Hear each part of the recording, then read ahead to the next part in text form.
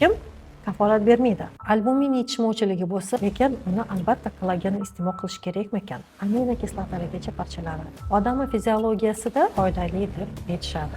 Tushuncha noto'g'ri. Assalomu alaykum. Bugun kollagen haqida gapirsak. Hozir juda ham ko'p kollagen mahsulotlarini iste'mol qilishga tavsiya qilishadi va teri uchun va boshqa a'zolar uchun juda ham foydali deb aytishadi. To'g'ri, kollagen foydali. Lekin uni albatta kollagenni iste'mol qilish kerakmikan? Kollagen o'zi nima? Kollagen aminokislotalardan iborat.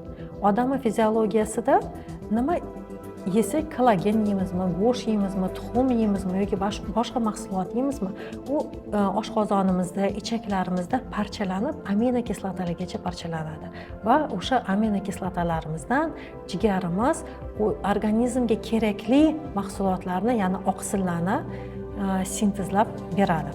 Agar organizmda albumin yetishmovchiligi bo'lsa, aminokislotadan albumin paydo bo'ladi. Agar kollagen yetishmovchiligi bo'lsa, aminokislotadan kollagen terib beradi. U albatta biz sun'iy kollagen iste'mol qilganimizda bizning jigarimiz albatta kollagenni terib beradi degani emas. Biz tabletka, kapsula, boshqa shakldagi kollagenni iste'mol qilganimizda u kollagen ichakda aminokislotagacha parchalanadi. Ya'ni o'sha aminokislotalardan yana kollagen sintezlanishiga hech kim kafolat bermaydi.